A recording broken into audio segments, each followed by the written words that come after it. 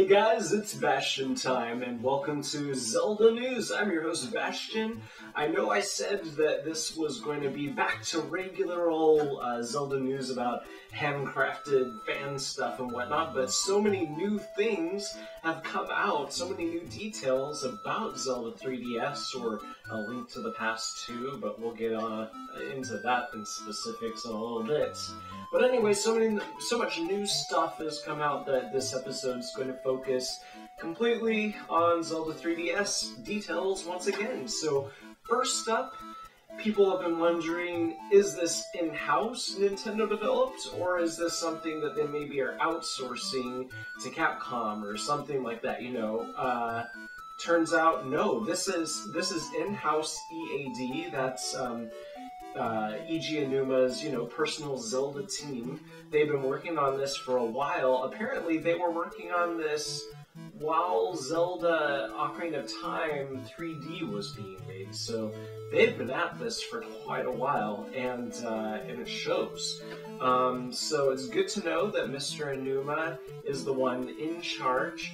A new detail came out about the name. There is no official title just yet, but over in Japan, well, first of all, let's talk about here. Here in, America and Canada and so on, and even in Europe, it's being just called The Legend of Zelda Working Title, which is what Nintendo usually does in these territories. In Japan, though, right now, it's being called A Link to the Past 2, and that's just the working title, though. So it doesn't have a title yet anywhere. It's not going to be called A Link to the Past 2, I'm pretty certain. But Bill Trinan, who is Mr. Miyamoto's translator, and he's also now involved much more so in marketing and doing these kinds of interviews, recently had an interview where he said this definitely takes place in the same Hyrule that A Link to the Past took place in, and some point after A Link to the Past. So this sounds like he is confirming that this is the same Link, which means that this could be either immediately after A Link to the Past, or much more likely after that particular Link's adventures to Holdrum and Labyrinthia, or whatever the heck that, the Oracle's games, and then to Koholint Island. So maybe this is his return back to Hyrule, that same Link, and what he discovers there. We don't know all of that for sure. All we know is that it takes place in the exact same Hyrule. It sounds like probably in the same timeline too, and that it's at some point after A Link to the Past. Music.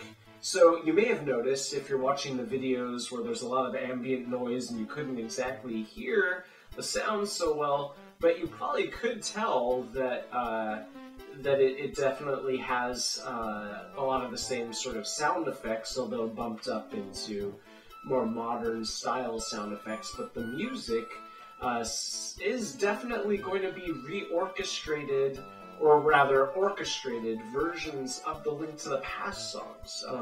They showed the Tower Dungeon, which I'm pretty sure is the Tower of Hera, but we'll get into that some other time. They showed the Tower, and the music was one of the Link to the Past dungeon themes, but orchestrated.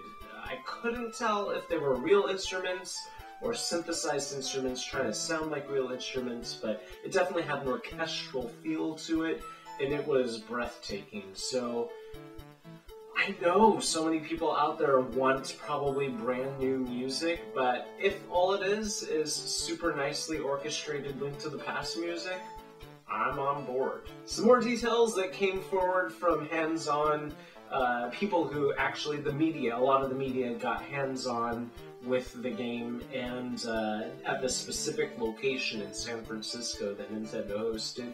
And so some details that have come forward are, yes, every item that you have uses some of that meter, the stamina meter or magic meter.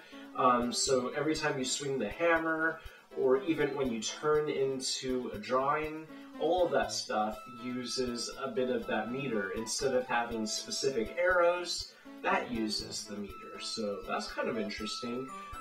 It is definitely button presses for movement and item usage. So the stylus controls that some people were not so amused with for Phantom Hourglass and Spirit Tracks, that's all gone. Now it's back to button presses. So you use the circle pad for controlling Link. You hit the B button to swing your sword. You hold the B button and then release to do the spin attack. The items are, X and Y and so on. So, and you hold down L to pull up your shield. Some people were wondering if it was an auto shield sort of thing, like in A Link to the Past. No, you have a shield button, so that's good to know. And basically that's it for now. I'm sure tons more details are going to be pouring forward, so I'm going to try to stay on top of it and get a video out as soon as we get those new details, so stay tuned to Bastian time. Tomorrow's going to be regular old Nintendo news. 2 days from now is going to be some Zelda news, more handmade, fan-made stuff like that. So, unless of course new details come out, in which case never mind. More new details about Zelda 3DS. But anyways, that's it for this episode. See you guys tomorrow for Nintendo News. Bye.